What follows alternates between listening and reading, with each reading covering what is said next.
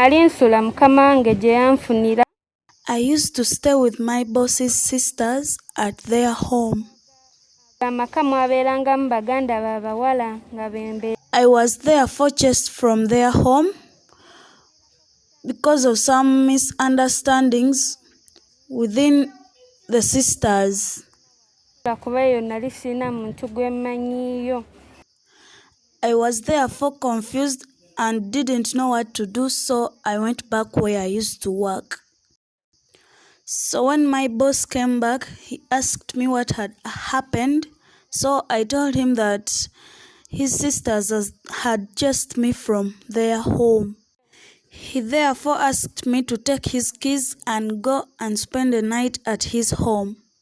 He escorted me to his home and I slept. So in the night he came back. I didn't know that he had another spare key. When he came back, I just heard someone opening the door. When I woke up, I saw him. So when I asked him, he said that he couldn't spend the night where he had gone. We yajja ngeri gye twalimu ababiri. We were only 2 people in the house. He raped me. Omukyala n'angamba omwana oyo mwetegereze bulungi. Ayinza okuba nga yakusobako. After 3 months, a neighbor told me that your daughter appears pregnant. I decided to take her to the hospital and was informed that she was 3 months pregnant. Olubuto luli myezi 3. I received the shock of my life. My daughter had performed so well in school and had been admitted to high school for physics, chemistry and math. Yali yafunye combination nga nnungi ya BCM.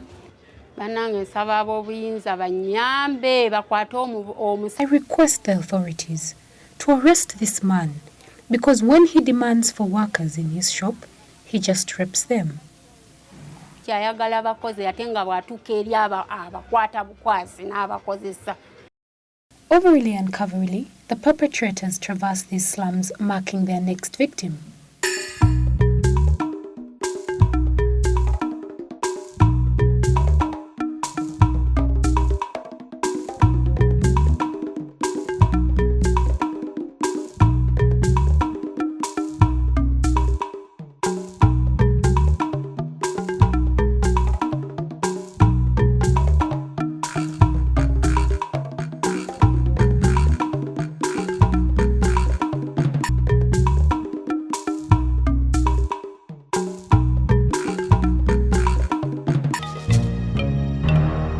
According to a report handled by the Office of the Director of Public Prosecution between 2012 and 2017, about 5% of all violence cases against women and girls were closed due to lack of evidence. In the Uganda Demographic and Health Survey report of 2016, it was revealed that up to 22% of women aged 15 to 49 experienced some form of sexual violence. The Uganda Police Crime Report for the year 2020 indicates that over 18,000 cases of domestic violence was recorded and over 14,000 cases of rape were recorded in the same period. Communities need to protect young girls like Sheila from becoming statistics of such vices.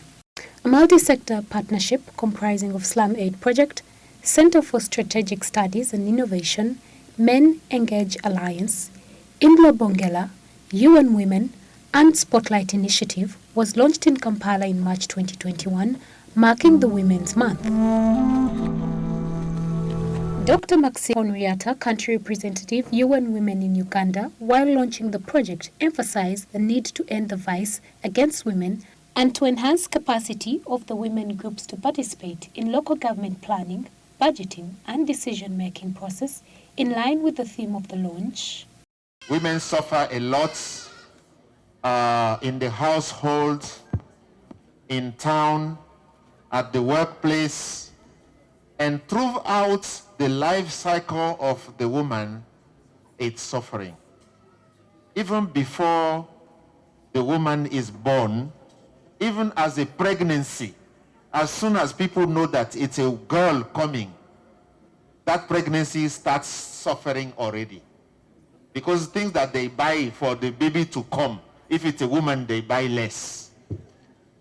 So now the baby is here, the baby also suffers. Now the baby becomes girls, the girl suffers. She goes to the house, she goes to school, wherever she is, it's very, very difficult. These are things that our partners have decided to address, to bring to the slums hope, or to support people in the slums that are struggling themselves. She said it very well. We are strong. We are strong. We just need some opportunity to show our strengths. And we are happy as UN Women and partners.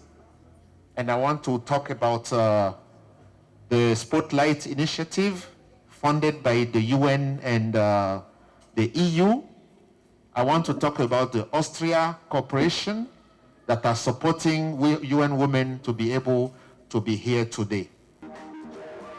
The project has incorporated Music in Uganda Today, a unique awareness-raising advocacy tool which activists use in their work to get communities aware about the vice and to stop its occurrence within slums.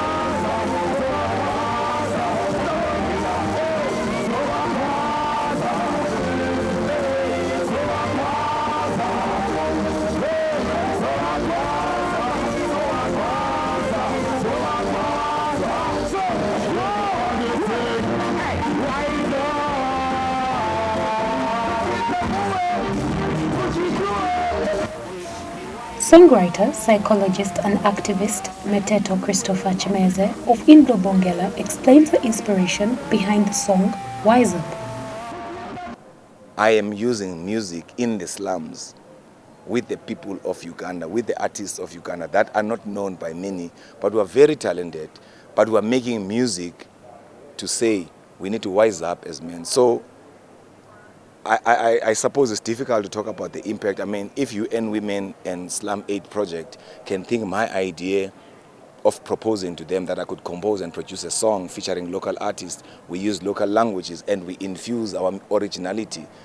But if we are quiet about the men who rape, then we are part of the problem, the complicity, because the violence that women go through because they are raped by men and the psychological implications, I mean, are enormous. So the impact of my work is to push men to realize he is an artist on the ground, well respected as a professional psychologist, but also well respected in the ghettos.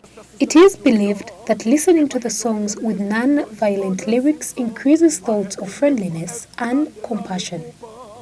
Had to quit sexy katilela ziko. This is for pit bulls, this is for bulldogs. Njengexoxondis dumela, I'm no bullfrog. Ngenjixukuxan petingoxo, I'm the big dog like Bruce Lee, king of the east, the big boss.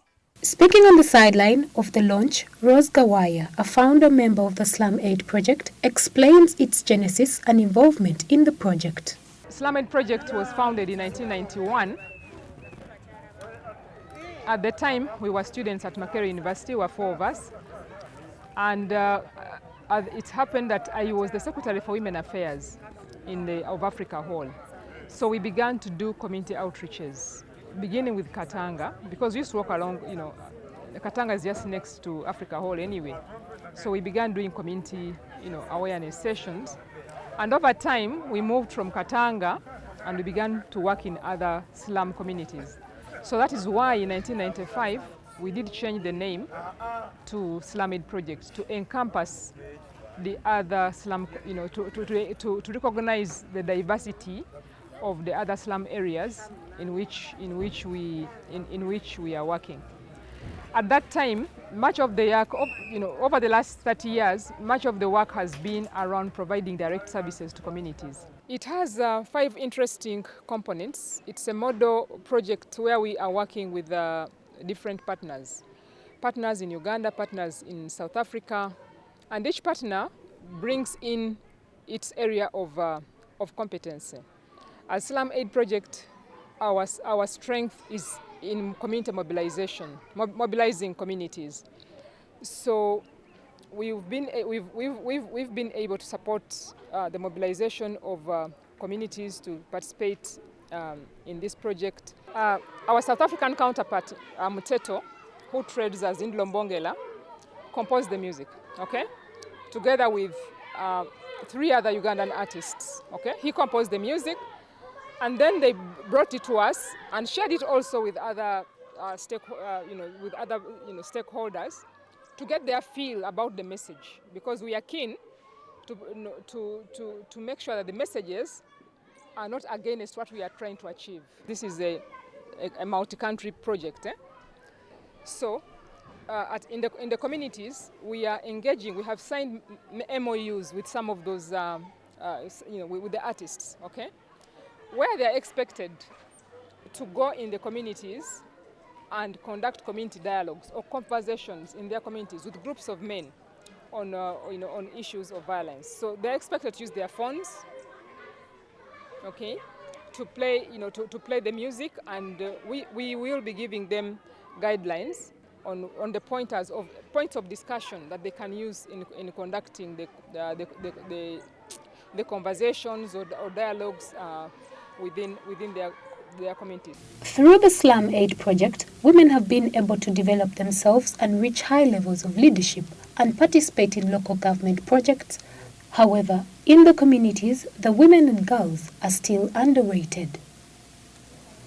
At the offset, girls are, the way they are brought up, you find that girls are exposed to a lot of immorality around them.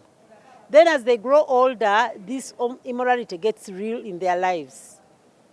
Girls are abused sexually. You find so many times, you find that girls are raped even at the age of 2, even at the age of 3. So this introduces a child to sexual abuse at a very early age, such that as they grow older, somehow, even when they're in their adolescent stages, you find that they will sleep with men, not even knowing the consequences. Like I remember one child came to my office. This child was an HIV/AIDS child, and she had slept with a boy. She didn't know she was pregnant. All men are perpetuators of sexual violence. For me, I've seen it all over in the slums. The men who abuse these girls are categories of all men. The teachers abuse girls, the doctors abuse girls, the shopkeepers abuse girls, even those who pretend to be working with government and they are in big offices, they also abuse girls. Then from that formal group, then we find that there are these other young men who are loitering around in the slums, the mechanics. Then we have these ones who pick machinery around for sale. Then you find these ones, the hawkers. So you find that abusing girls has like become a day-to-day life in the slums. One of the reasons is getting used to lawlessness, to people not obeying the law. And most times you find that men abuse girls of single mothers. In some other instances, men abuse girls because they know that these girls are poor. Many times you find like there is a girl of 4 years who was raped and she was given 2 sweets. So to woo her into the action. So you find that these are actually, for me, I usually refer to such men as hooligans. They are just abusers. And I would ask every one of us men, every person on earth, I'd like everybody to join us to fight the vice of abusing girls in the slums. Yes, we are training men because we know they are the key stakeholders in ending sexual violence against women and girls. We want men to speak out. We do have this belief that even in the slums, we do have men who are responsible and who can drive this idea of stopping sexual violence against young girls and even women. Because women are your mothers, women are your daughters, women are your grandmothers. We want men to come out and speak out with a very clear voice on against violence on women and girls.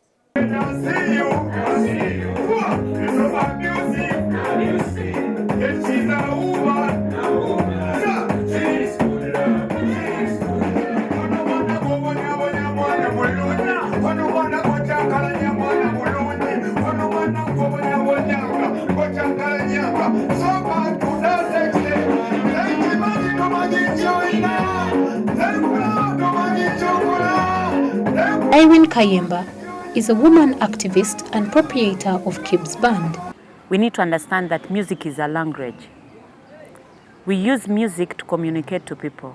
We use music to express what is happening in the society.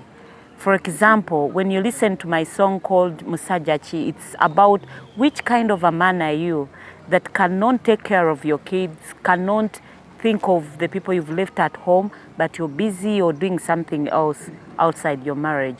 That song goes to men who do not take care of their families.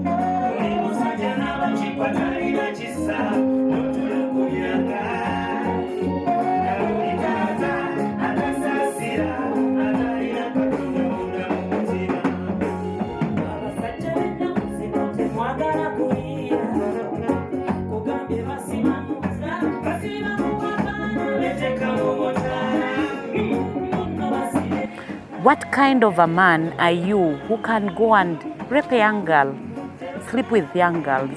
So if you're to ask the role of music, music plays a big role because I sing about what is happening, real life experience.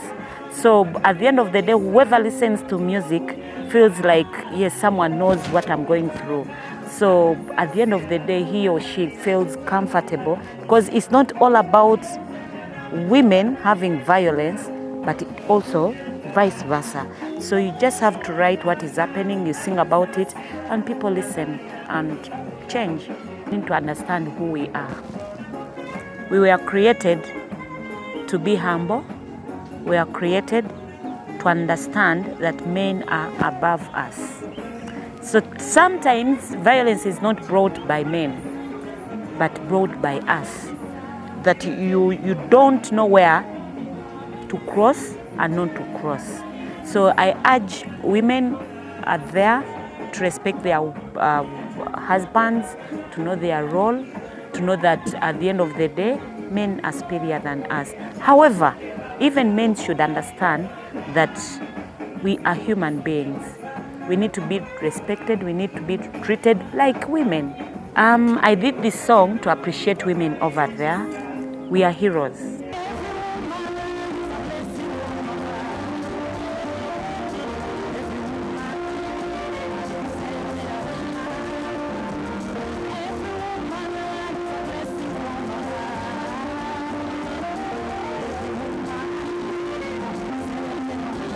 As men in Uganda, we are the change agents. Let's don't defile young girls. Let's don't marry young girls. Let's do whatever is possible to promote the dignity of young girls and women in Uganda.